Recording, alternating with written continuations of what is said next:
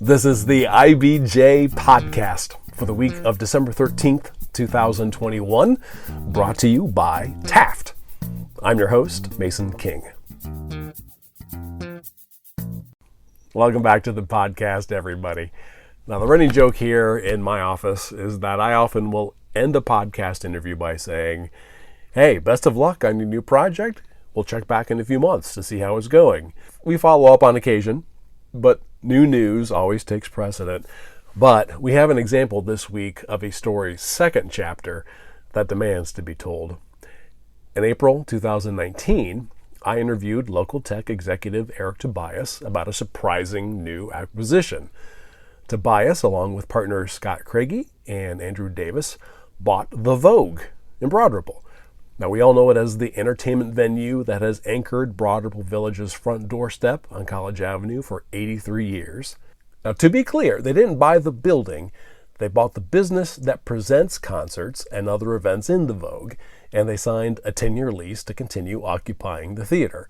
And they had big plans to beef up the venue's schedule, staging more live music, as well as a broad mix of stuff, including movie nights, author events, e-sport competitions, yoga classes, you name it. They got off to a strong start, and then, of course, we all know what happened. The Vogue closed abruptly on March 12, 2020, pretty much the day it seemed the whole world decided en masse to take cover from the pandemic. Today, the Vogue nightclub is still with us. The same guys are running it, having navigated an intense learning curve in one of the most problematic industries for a public health crisis. We aren't out of the woods by any means, but we thought this was the right time to check back in with Eric, if possible. He has a very full plate with his day job as a partner in the High Alpha Venture Studio, which has helped launch and or support more than 24 tech companies since 2015. And I was very fortunate to enlist IBJ's newest reporter, Dave Lindquist, to interview Eric. You probably know Dave from the 22 years he spent covering music and pop culture for the Indianapolis Star. We are very lucky to have him at IBJ, where he continues to cover arts and culture, as well as our retail and restaurant beat. Now, Dave and Eric get started by talking about the day the live entertainment industry crashed to the ground in 2020, and the paths that Eric and his partners took to keep the business going. Now, looking forward, Eric says they faced some entrenched new lifestyle patterns that indicate patrons are still skittish about attending concerts. The ownership group is getting more involved in live streaming concerts and promoting shows in other venues. Here's their conversation.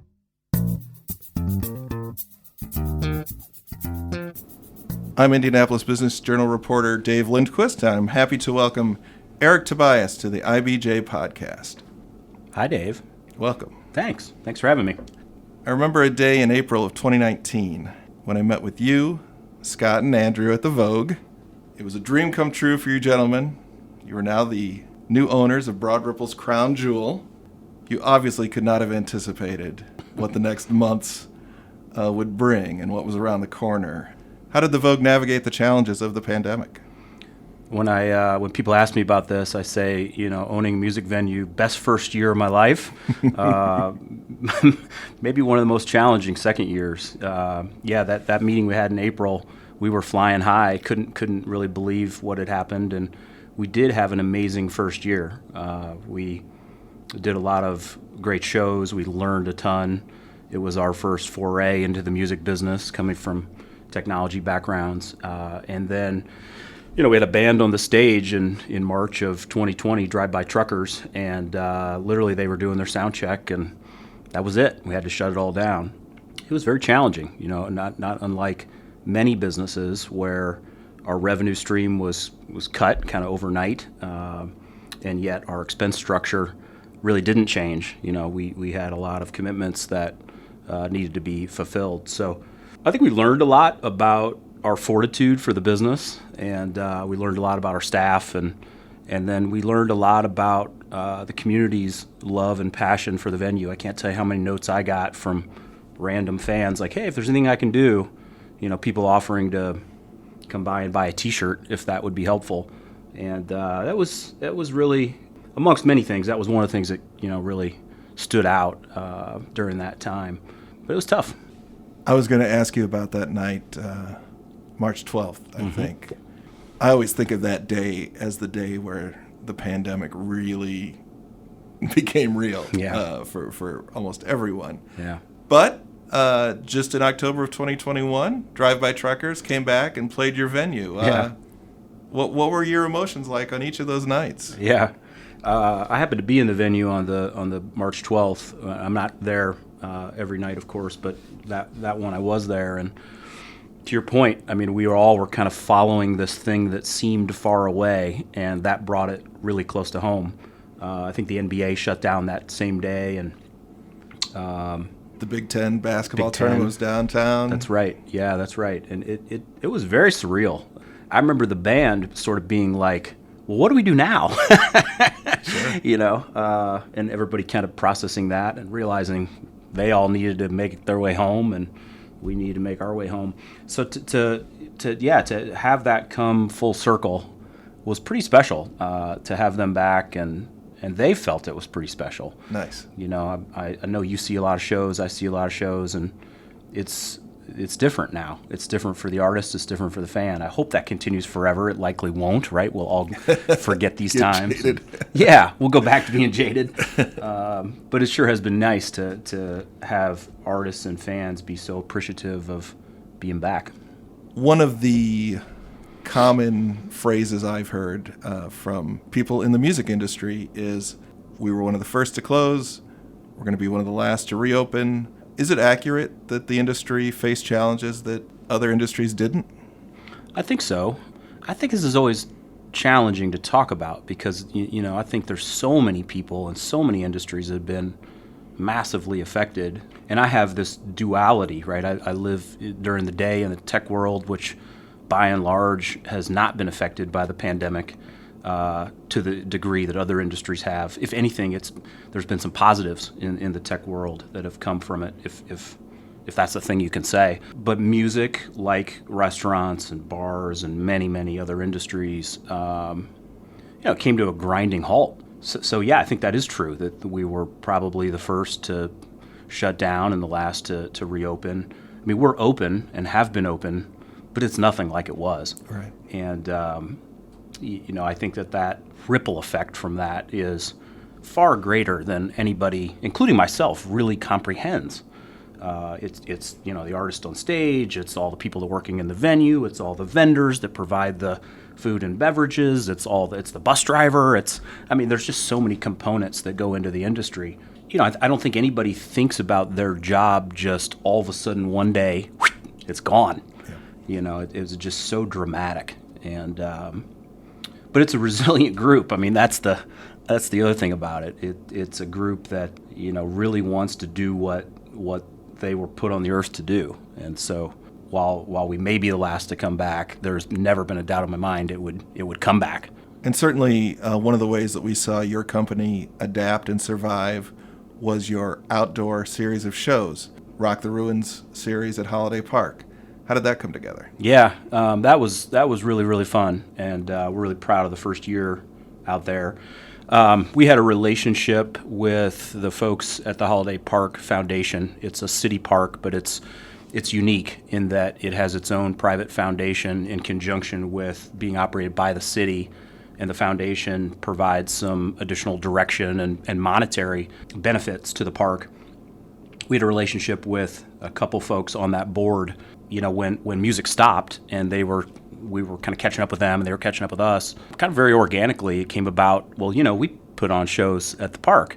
And historically those had been free shows where the community could come and maybe hear a local artist. There really wasn't even a stage. It was, it was very organic. And we had, since buying the venue in 2019, we had our sights set on more than one venue and not really knowing what that meant. And so it was a very natural partnership. They wanted to find new additional ways to get people to the park. We were shut down and needed a way to put on shows and had a desire to extend beyond the Vogue and really continue to do our work in the community.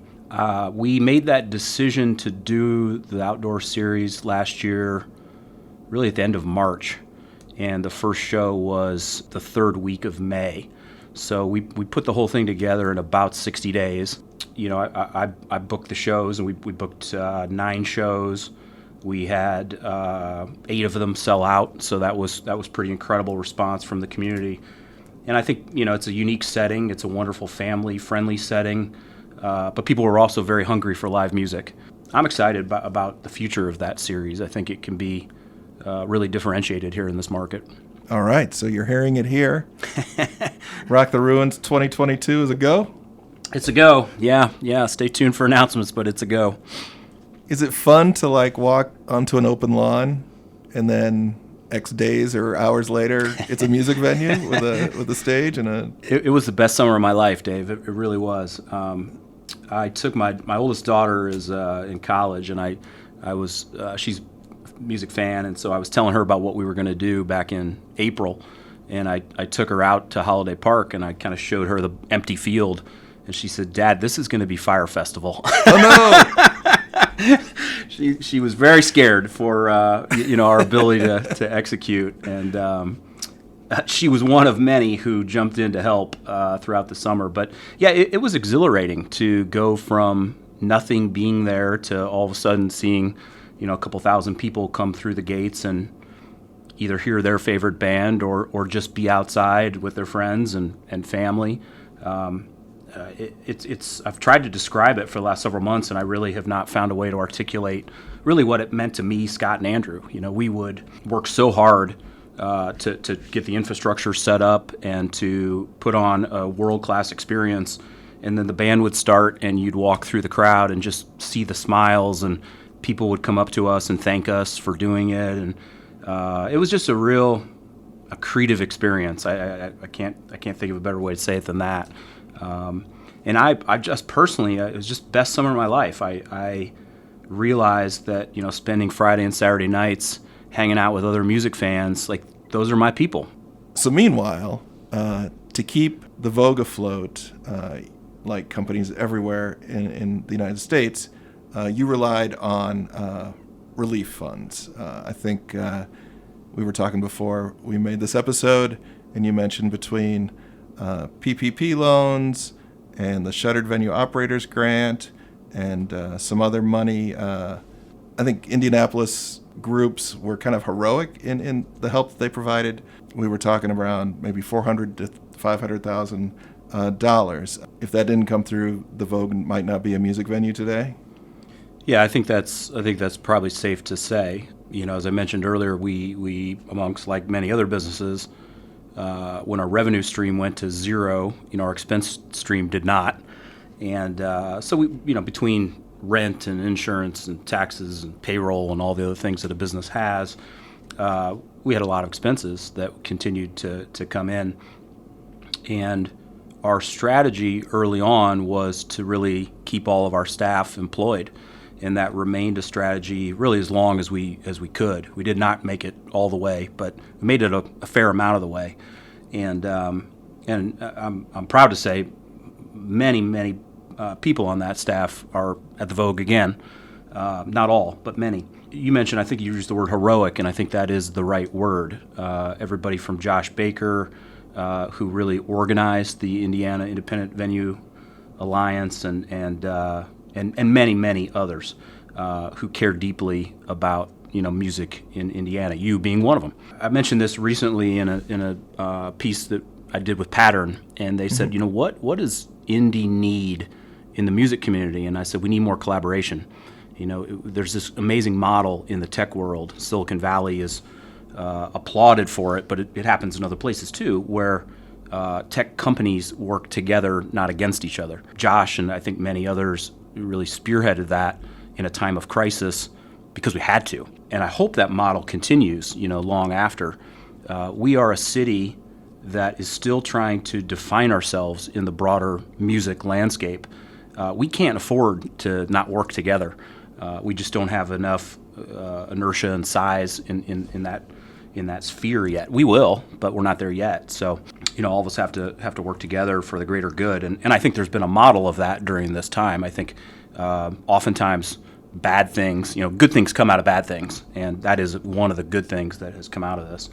Yeah, from my perspective, one was not or has not been built into, let's call it the live music industry, is like a public awareness component. Yeah. And it was impressive to see the Venue Alliance and the National Venue Alliance really have to hustle and go above and beyond to let people know kind of what was at stake. Yeah, it really was. And I had a lot of conversations with Josh through that period where, we were talking about certain venues maybe only having a couple weeks left to make it.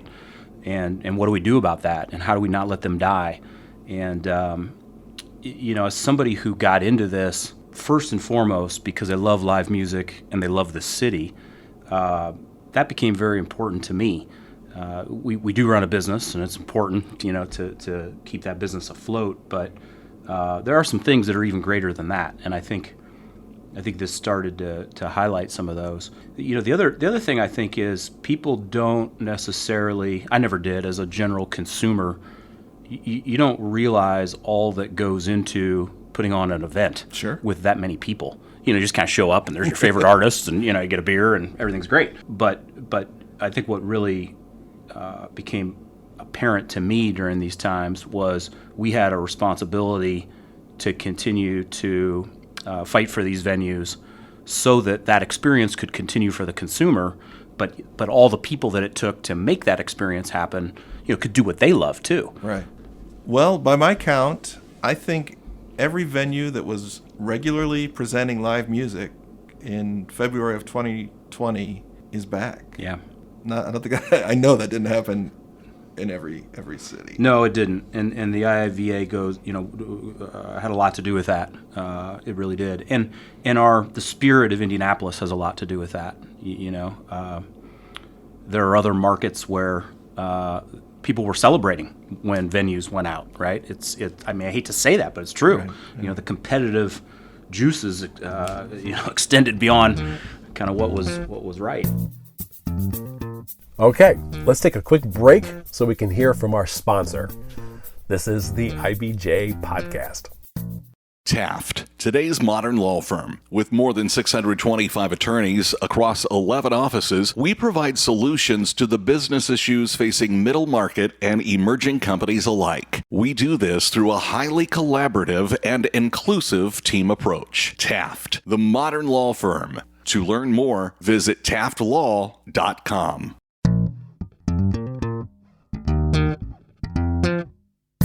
All right, we're back with this week's edition of the IBJ Podcast. Reporter Dave Lindquist is interviewing Eric Tobias, co-owner of the group that runs the Vogue in Broad Ripple, about weathering the pandemic. I wanted to ask you about another part of the story, which is live streaming. High Alpha, the venture studio you co-founded, brought the world mandolin in 2020. If people aren't familiar with that company, could you give us a capsule description? Yeah, Mandolin's an amazing project, as you mentioned, that we've done out of High Alpha. It's a live streaming platform, so it allows artists to connect with fans in their homes or on any digital device. So think of it as a ticketed concert that you can watch literally from anywhere. And it was incredibly powerful during the pandemic when all of us were stuck in our homes and artists couldn't perform in these venues. They were able to put on performances from their homes and connect with people over the internet. It's been a super fun project for me. We started it back in, I guess March of 2020. Just a couple weeks after that experience I described at the Vogue, the wheels went off, or the light bulb went off that this was something we should pursue. The company's run by an incredible entrepreneur, Mary Kay Hughes, who I worked with at Salesforce and has been a long-time member of this community. She's created an incredible organization. They have 70 to 75 employees. They've put on, a couple thousand shows now with artists, everybody from the Lumineers and John Legend down to, kind of local musicians and independent musicians and everything in between. And again, you talk about just the power of music. When those shows were first happening, I remember sitting there in my house watching on my laptop, and there's a little chat feed that goes on during the live stream, and just the outpouring of love from fans who had missed music. And we talk all the time about can can that experience ever replace being in a venue? And I don't think so. I really don't. I think they're mutually exclusive, and they both have a role. The point was never to replace it. It was to give the artist and give a fan an experience that maybe they otherwise wouldn't be able to get. You kind of fast forward now that live shows are back. Mandolin's continuing to do live stream, but also getting into a lot of other unique digital services. So it's been fun to watch that company continue to evolve and grow. Are the Vogue and Mandolin partners in any way? We're the Vogue is a customer of Mandolin's, right. So we stream shows that on Mandolin that occur in the Vogue. But no, there's no overlap in terms of partnership or relationship. I suppose I'm the common glue in that I have an interest in both entities. Right. But no, they're separate. Okay, thank you.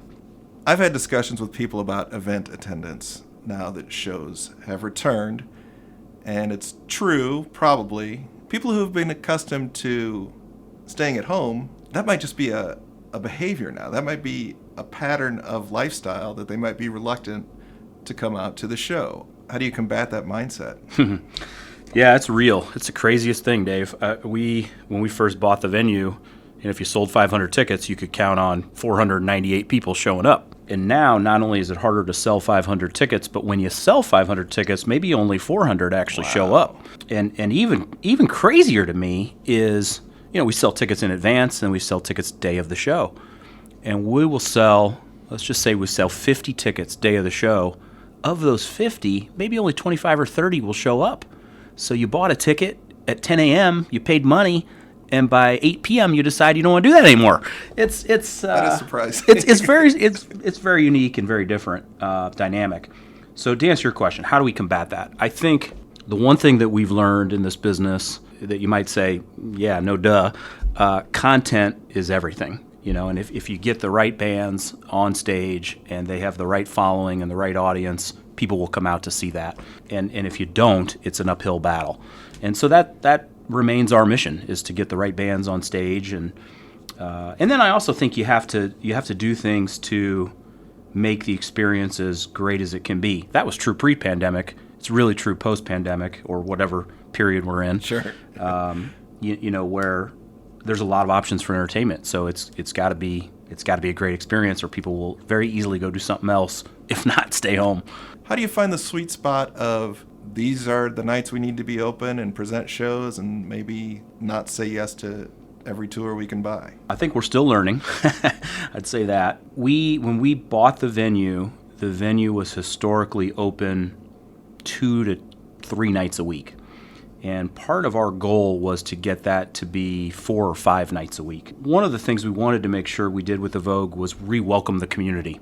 It can serve so many different purposes, even beyond concerts. And late 2019, early 2020, we had achieved that goal. We had 4 to 5 shows on the schedule, and we had all kinds of different community events, whether that was our movie Monday or doing yoga sessions. I mean, we just had all kinds of stuff going on, and it was wonderful. As we rebuild towards that, I think we have learned that not every show is a good show, not just for us, but for the fans and for the community. It's hard. It's hard to make those decisions about, which show should we ultimately bring in. I think we're erring on, we want to put on as many shows where there is an audience. And even if that means the audience is not as robust as it might be, for those a couple hundred people, that might be the best night of their year. And so next year it might be, 33% more. It might be. And we have a very long-term outlook on the Vogue. The Vogue's been there since 1938, and if we have anything to do about it, it'll be there, another 100 years. And so when you have that long-term view, you want to get as many great shows as you can, and you want to give people the opportunity to see them. And over time, if you build it, they will come. I see that health checks for proof of vaccinations or negative COVID-19 tests are a show-by-show basis at the Vogue. Why is that the right approach for you? Yeah, I think we serve so many different parts of the community and so many different types of artists, and we have so many different types of fans who have a lot of different types of beliefs. And our opinion is, as a business, it's not our job to tell people what to do or how to live their life. And so we do leave that up to the artist. And, I think we've had a lot of positive feedback on that. We've had some negative feedback on that. I think the reality is nobody knows what the right answer is here. I would say 60-70% of our shows require a health check. The 25 or 30% that don't, that we'll leave that up to them. 45 is the name of your ownership group. And I've seen that name in places that made me think about 45 as a concert promoter. Is that a meaningful distinction as opposed to just saying so-and-so band at the Vogue? It says 45 presents so-and-so band at the Vogue. Is part of this something that came out of Rock the Ruins, or are you looking at taking 45 presents to other places? We believe there is an opportunity to do more of what we've done at Rock the Ruins throughout the community. And we've been approached by many different organizations who have seen that work at Rock the Ruins and said, hey, I'd like you to consider doing that for us. So we're having some of those discussions, and I think you will see more of that from 45 Presents. At our core, when we bought the business, we thought of it as all one thing. The venue promotes, the promoter runs the venue, and it's all kind of tied together. As we learn more about what it actually takes to run a live music event, they are two very distinctive things. And we have a great team at the Vogue that historically has specialized in operating the venue, and we are building the muscle and the resources to really be a great promoter. And again, that's a long game. We historically have always had the approach and the strategy to partner with many different promoters. That will always continue. That's an important part of what the Vogue is and the ecosystem here in Central Indiana. But we absolutely are in the promotion business, and part of labeling it as 45 is just to acknowledge what we're actually already doing. I'm a person who likes origin stories. Why is the company called 45? It's actually a really great story. So my partner, Scott Craigie, discovered that back in the 30s and 40s, the cable car that ran, at that point in time, college was one direction. It was north only. And the cable car that ran from downtown Indy by the Vogue running north was called the 45. Nice. And, of course, 45 has also a music connotation. Yeah. So when he kind of discovered all that, it just seemed like the perfect name for us. So when I started writing about music back in the 20th century in Indianapolis, there was one concert promotion company that was so dominant that it kind of ran off any independent promoters who wanted to do business. And certainly today, there's a very different landscape, and a lot of independent promoters are doing a lot of interesting things and collaborations. And, this goes back to something that you were talking about. Yeah, I just think the more the merrier, right? Yeah, I think that's the right approach. I mean, everybody that I talk to, whether it's a fan or whether it's somebody working in music here in the city, or even, I'll just extend it even further, working in the arts here in the city, everybody wants Indianapolis to be thought of at the same level as the big players. And I believe we have the chance to do that. We've done it in healthcare, and we've done it in tech, and there is no reason we can't do that in a sector like the arts. The only way that happens is if we band together and create something that is differentiated and special. And one of the ways that we can differentiate is through collaboration. That does not happen in every city. It does not happen in every market. And, I wasn't in the business during the time you are referencing, but I've heard enough of the stories to know that wasn't, having one dominant monopoly was not necessarily good. It wasn't necessarily good for the music business. It really wasn't good for the fan, because all of a sudden you start to get limited shows, and because of the dynamics that go behind that. So I think what's happening right now is a very, very positive thing. I meet with a lot of young entrepreneurs who want to become promoters. And, I'm still learning to be a promoter, but I know something about being an entrepreneur, and I'm trying to encourage them to, do their thing, because the more we have happening, I believe it's kind of a, rising tide lifts all boats. You've talked about your day gig and your after hours gig. What's the secret to wearing those hats and being able to balance those roles? I think they intertwine a lot more than maybe is on the surface. I spend a lot of time at High Alpha working on new ideas and then recruiting talent to work on those new ideas. And some of that talent is here in the city. Some of that talent comes from outside of the city with distributed work and remote work. We're hiring people at High Alpha from all over. And when they think about a place they want to live, it goes beyond the job.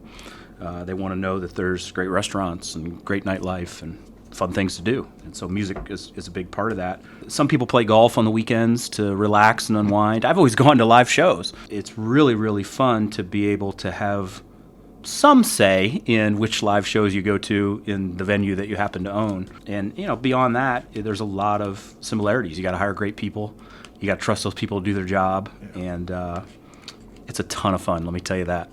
Do you look at it as an honor or a pressure to be the caretaker of the Vogue in terms of its stature in Broad Ripple? And do you have thoughts on challenges in the neighborhood these days? It's a great question. Not a cop-out, but I would say both. I mean, it's definitely an honor. I do feel pressure in a good way that people care about that place. They want it to thrive. They want it to be around.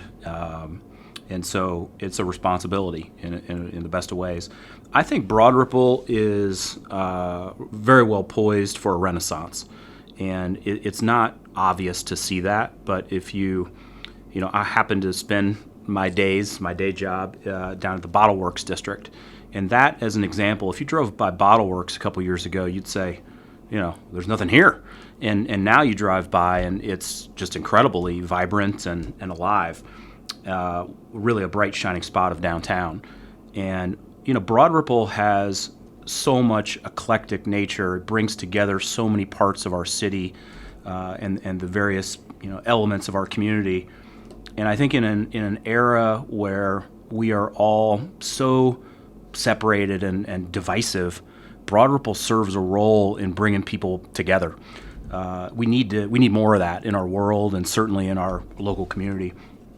This has been a real treat. Eric, thanks so much. I've enjoyed my guest host stint on the IBJ podcast. Thanks so much. Thank you, Dave. My thanks again to Eric Tobias and especially Dave Lindquist. You probably can tell he's an experienced podcaster, and we're looking forward to having him on again in the near future. Now, before you get on with the rest of your week, there are a few stories in the latest print edition of IBJ I want to bring to your attention. Number one, a bill already under consideration by the Indiana legislature orders that any worker who requests a religious exemption to an employer's vaccine mandate can automatically get one, quote, without further inquiry, end quote. As John Russell reports, the bill raises thorny questions about the balance between a worker's religious freedoms and the right of employers to keep workplaces safe for coworkers, customers, and, in the case of hospitals and clinics, severely ill patients. Also in this week's issue, Mickey Shuey questions whether city tourism and sports officials properly vetted a financially troubled developmental football association before it racked up some $1.4 million in unpaid bills in Indianapolis last spring. And Dave Lindquist explains how the College Football Playoff National Championship, set for January 10th in Indianapolis, plans to make a big investment in local teachers and students.